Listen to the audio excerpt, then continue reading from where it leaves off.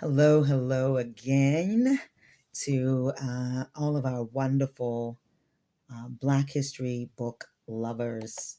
Those of you who love investing in the younger generation, you love sharing stories with the young people in your family.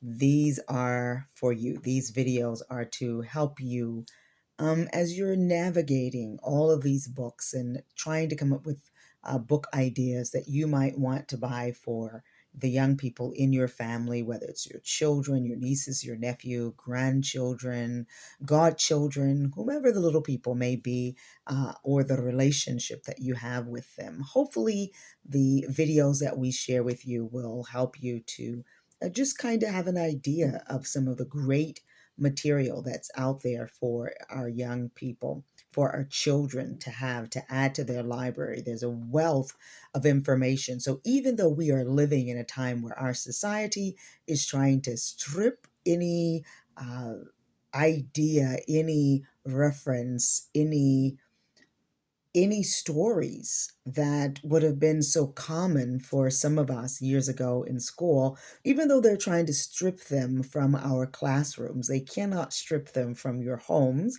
And hopefully, for many of us in the Christian community, they're not stripping them from the conversations that we're having in our churches or with parents that we know in our congregation. And so that's what sort of motivate me is the fact that I am a servant of God and I have a responsibility, I believe, to ensure that the people in our congregation remain educated and knowledgeable about our stories, whether they are the everyday stories that happen in our cities, in our communities, or the larger stories that are being erased from history that should be known by every American who considers themselves to be a patriot of this nation, who consider themselves to be a lover of being or grateful for being an American. They should know many of these stories, and some of them we may not know. They're hidden stories that we are unearthing and we are discovering. And so I hope that I am helping you to navigate that world of learning. And I think this is our third year, third or fourth year of doing our annual Black History reading for young adults, children and young adults. So these are the Black stories that are out there. And once again, I said on the last video, for those of you who are just seeing this video, you have not seen the other two, there are two other videos for this season, this series. I guess that's what I'm calling it, season 2026. There are two other videos that we have, but um, it is so important that we make this investment in the lives of our children. And my hope is that I am making a contribution to the libraries that you are building, making a contribution. I think there was something else I was going to say just before I said something about the season. I don't even remember what it was. So much is going on. But anyway, hopefully, I'm adding to um, you're searching out and looking for books. Oh, I think I know what I was going to say. I was going to say what I said in the last video is encouraging people to check out your local Black bookstores, to support them. And I know there are people who say, well, why does it have to be Black? We're not even going to address that. But support these local Black businesses that are doing their part to make sure that information is available for our community. And they also are safe spaces for non-Blacks, people who may be Hispanic or Asian, and even white people. I saw this at a bookstore that's not far in the next town from here. I mean, Houston, but the next town over is Pearland and Lit Java. They had a author who wrote for children, and she was a white lady, and they made space for her to come where other bookstores may not have made space for her. I don't know, but they made space for her. So they don't just limit to people who have melanated skin. They are open to everyone. So I want to encourage you to go to your local bookstore. If there's a book that you're interested in, you find that we are talking about this year, last year, year before last, or whatever year I did it. And you may not find it in, you don't want to go to Barnes and Nobles. You don't want to go to Amazon because you want to support the small businesses. Then they can oftentimes order those books for you. Yes, you may pay a little more, but you're helping to keep an institution alive and available so that when uh, there are books that are being sold that you can't find anywhere else because they're canceled in the other institutions, you can find them in your local bookstore, your local Black bookstore who's catering and opening up their store to Black authors. So let's support those Black bookstores as much as we can. And I said, we, let us, because I myself need to do that. Everybody gives you a gift card to all the other places, but it's not often that you get gift cards to those Black businesses. So if we know that those Black businesses have gift cards, let's support them. Okay, enough about that. And let's get into the book that we're talking about in this video. So this is video number 3. And this one, some people say, well, why do we need to talk about slavery? Slavery is old, it's gone. Our young people and our children need to know the foundation. They need to know those stories of individuals who overcame the greatest obstacles that have ever existed for our people. Listen, what we're going through right now is nothing compared to what our ancestors went through. And we will survive what we're going through now because our ancestors went through that. But our young people won't know that if we don't share those stories to tell them how our ancestors overcame and therefore set a precedence for us to be overcomers. They paved the way for us to be able to continue in that footstep. So today we are talking about a book of a young lady who made that flight with so many others to freedom. And it's called Passenger on the Pearl, the true story of Emily Edmonson, Flight from Slavery by Winifred Conkling. I'm not sure that's how you say it. And this is the book right here. Um, this book, it is not a Black author, but I know some people don't like when other ethnic group write our stories. Listen, let's tell our stories, and if they don't tell it the way we like it, then we can do the added research and we can do write-ups on those particular books. But hey, let us all enjoy the stories that are being told, because if we're not telling it, someone need to tell the story. And so while this is not done by a Black author, I think it is a story worth reading and knowing about, especially for our young people. So I'm going to read just a little bit of background information, and then we will get into the book.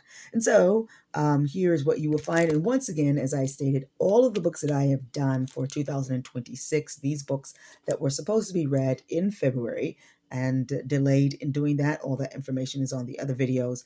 All of these books were picked up at a local library, matter of fact, library in Pearland. So once again, not a predominantly Black community, not a library, a Black library as we would maybe think of, in what people might think of as a white library, a city that once was not friendly to Black people. And hey, shout out to Pearland because they now have a Black mayor that's going to be coming in who will soon be taking his seat as a young Black male will be taking his seat as the mayor of Pearland. But anyway, so with that being said, this book was checked out at the library there in Pearland.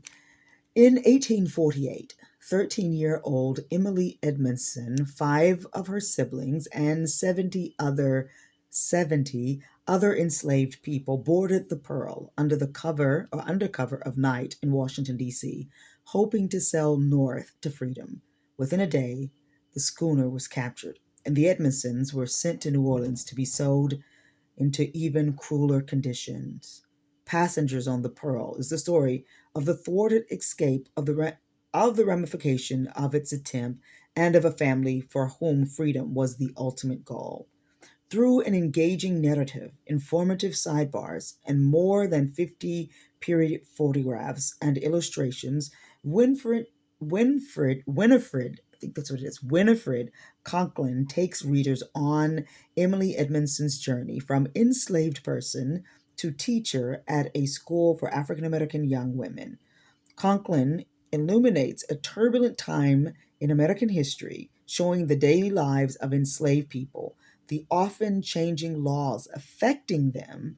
Does that sound familiar? The high cost of a failed escape, and the stories of slave traders and abolitionists. Chapter 2, Escape, April 15th, 1848. Emily Edmonson waited in darkness. Sometime near 9 p.m., she heard a handful of dirt scatter across her bedroom window. That was it, the signal. She peeked outside and saw her older brother Samuel looking up from the shadows. She grabbed a small bag, snuffed out the candle by her bed, and tiptoed through the silent house. She slipped out the back door, leaving the house for the last time. Emily walked along the dark streets, her brother by her side.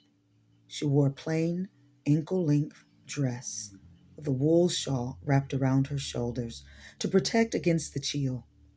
She had pulled her hair into a neat bun at the nape of her neck. Nothing about her appearance drew attention, but still her heart pounded, fast and steady. When they were out of earshot, she asked Samuel, "What will Mother think?" "Don't stop to think of her," Samuel said, not slowing his pace. "She would rather we'd be free than to spend time to talk about her." Emily hurried to keep up. He was right. Of course he was right.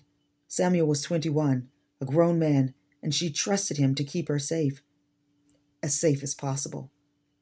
This was what Mother wanted. This was what they all wanted, to be free. Emily and Samuel walked down Pennsylvania Avenue, past North Entrance to the Executive Mansion, the building later renamed the White House. House-drawn carriages passed them on the unpaved street, and they kept on, heads down, to avoid notice. They walked quietly, but not so fast that they appeared hurried or guilty. They preferred not to be noticed at all. They kept a steady pace, block after block, until they approached the house at the intersection of 13th and G Street, where their sister Mary worked. Emily could see her older sister standing at an upstairs window, waiting and watching for them. Mary's silhouette disappeared, and a moment later she stepped barefoot out the door. She slipped on her shoes and joined Emily and Samuel. The three runaways made a quick stop at a bakery on F Street. Inside, Emily inhaled the yeasty, sweet aroma of freshly baked bread.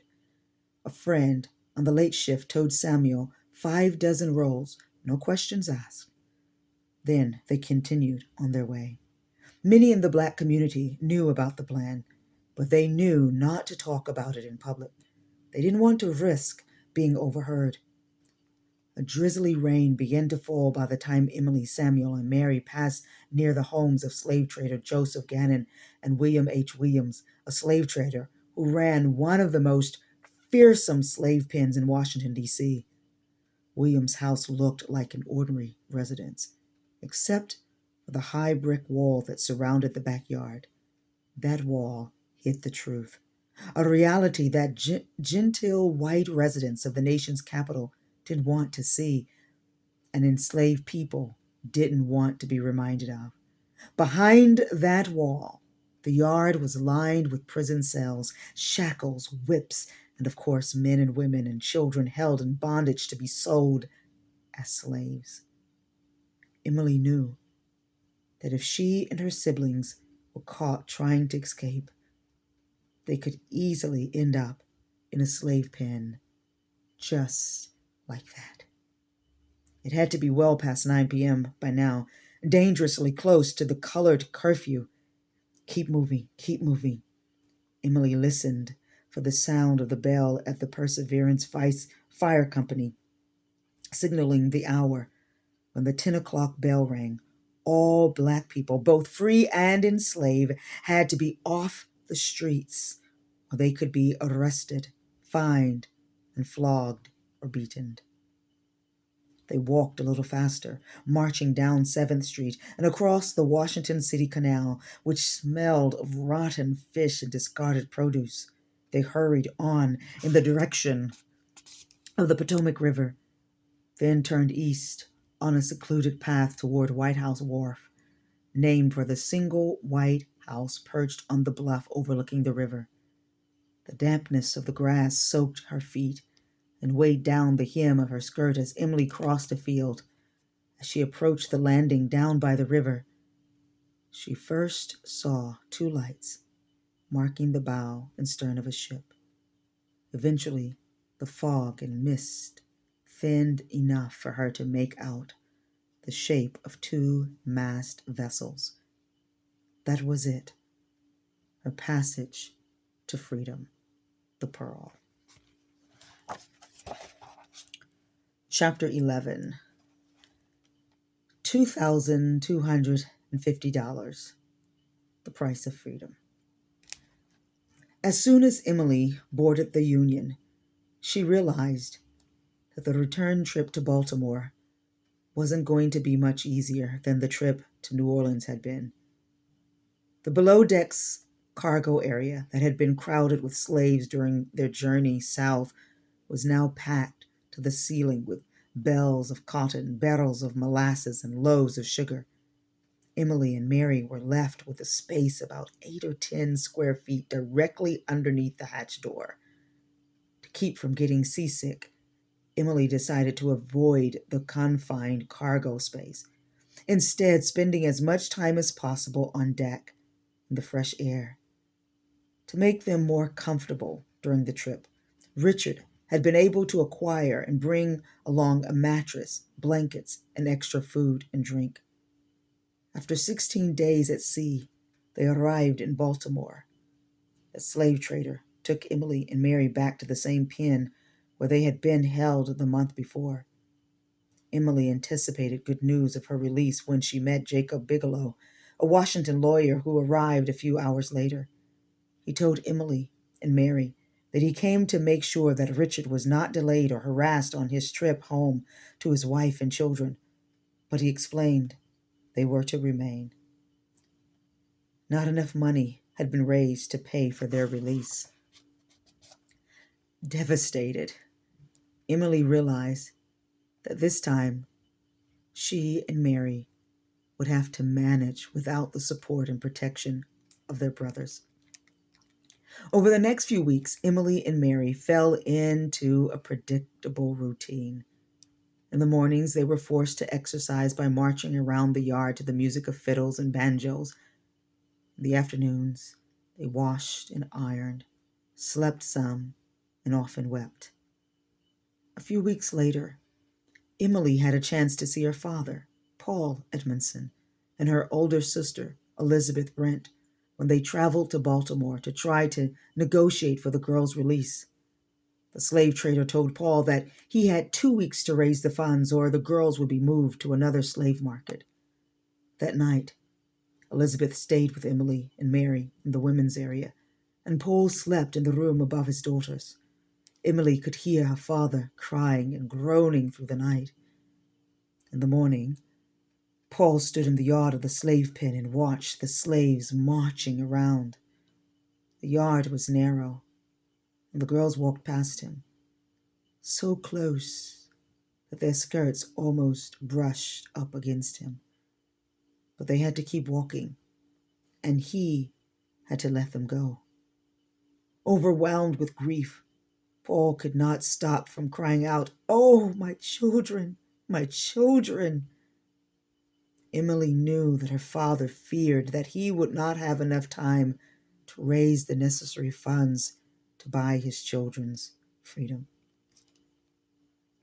Weeks passed, and Paul Edmonson did not return. Instead, Joseph Brune, the slave trader from Alexandria, came to reclaim Emily and Mary. He roused the girls from their cell at about 11 o'clock at night and told them to come with him because they or returning to Virginia. This time, Emily did not dare to consider the possibility of freedom. Surely, if she and Mary were to be free, Bruin would tell them, or Brown would tell them. He said nothing. At about 2 a.m., they arrived at Bruin and Hill in Alexandria, Virginia, the first place they were taken after leaving Washington City Jail. They were placed in the same room where they had been held after their initial capture. Weeks had passed, and they were back where they started. Emily and Mary spent the sweltering days of August in the Alexandria slave pen, washing, ironing, and sewing. Sometimes they were allowed to work in Brown's house, located less than a block from the slave pen. They spent a lot of time looking after Brown's children, 7-year-old Mary and 4-year-old Martha, who developed a special affection for their caregivers. Coming to terms. Several weeks later, Paul Edmonson visited Brown in Alexandria, trying once more to negotiate for his daughter's freedom. He planned to go north to raise funds, but he wanted Brown to state in writing the exact terms that he would accept their release. In response, Brown drafted the following document. Alexandria, Virginia, September 5th, 1848. The bearer, Paul Edmonson, is the father of 2 girls, Mary Jane and Emily Catherine Edmonson. These girls have been purchased by us and once sent to the South. And upon the positive assurance that the money for them would be raised if they were brought back, they were returned. Nothing, it appears, has yet been done in this respect by those who promised, and we are on the very eve of sending them south the second time. And we are candid in saying that if they go again, we will not regard any promises made in relation to them. The father wishes to raise money to pay for them, and intends to appeal to the liberality of the humane and the good to aid him, and has requested us to state in writing the condition upon which we will sell his daughters. We expect to start our service to the South in a few days, if the sum of $1,200 be raised and paid to us in 15 days, or we, be assured of that sum, then will retain them for 25 days more to give an opportunity for the raising of the other $1,050. Otherwise, we shall be compelled to send them along with our servants. Braun and Hill. Paul Edmonson took the paper and left. Chapter 19. Homecoming. On April 5th, 1860, 3 generations of the Edmonsons family gathered in the District of Columbia to celebrate the wedding of 25-year-old Emily. Her husband-to-be, 45-year-old Larkin Johnson, was a freed slave, widower, and the father of 4 children: 17-year-old Benjamin, 16-year-old Mary, 13-year-old Martha, don't know why I couldn't say that, and 9-year-old Charles. The celebration marked not only Emily's new status as wife, but also her new role of mother in a ready-made family. After the wedding, she planned to move to her new family's 10-acre farm in Montgomery County, Maryland, just a few miles away from where she grew up. Larkin Johnson had lived in Montgomery County all his life, so it is very likely that he had known the Edmondson family for years before marrying Emily. He had been freed in 1846 when his owner died. Little is known about Johnson's early life and his first marriage, except that his first wife, Lucy, died sometime in the 1950s. In preparation for the wedding, Emily may have reflected on her past as well as her future. She may have thought about her mother's frequent warning. Now, girls, don't you never come to the sorrows that I have. Don't you never marry till you get your liberty. Don't you marry to be mothers to children that ain't your own. On this day, both mother and daughter could think about how far they had come. Of Millie and Paul's children, Emily and her 13 brothers and sisters, all were now to have lived free except one. Only John, the missing brother, may have remained enslaved at the time of the wedding. After the escape attempt on the Pearl, John was taken to New Orleans and sold from the showroom. There is no definitive evidence that he obtained his freedom, and there is no report that he ever saw his family in Washington again. Emily and her family had overcome extraordinary odds. They had devoted their lives to the pursuit of freedom, both for themselves and for other family members, and their efforts paid off. Emily would never know her slave mother's sorrow. She would not have her babies sold away from her or be forced to raise ransom to buy them back. Emily was free. Her husband was free, and every one of her children would be born free.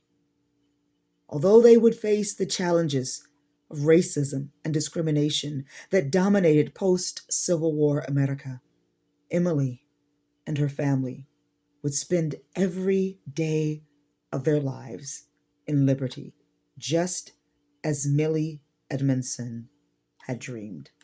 Once again, this is Passenger on the Pearl, the story of freedom of a slave, a formerly enslaved, not slaved, but a formerly enslaved young woman who has a beautiful ending. And so this is a story that you may want to invest in for your young people to remind them of our past struggles and how our ancestors overcame. This is so important. We cannot forget. It isn't just a story of enslavement that we like, oh, we dread it, but it should be the story that inspires us, that there are so many of our ancestors who survived the worst of conditions, and they survived to live through us. Our existence is because of their survival, and because they endured some of the greatest amounts of struggle, we are here, and we can overcome. So consider getting this book for your young person. If not purchasing it, it may be a book that you may find at your library. You can always request books as well. And so if you don't see it as a hard copy, maybe looking into your library's digital copies, and maybe you can download it on your favorite digital app. And it may be also on audiobook for your young person to listen to if reading is not an option. So there you are. That's our third book for our Black History, Black Stories of 2026. So there you can continue in your research and study and learning of our nation's history. Until the next one, take care and enjoy some great reading.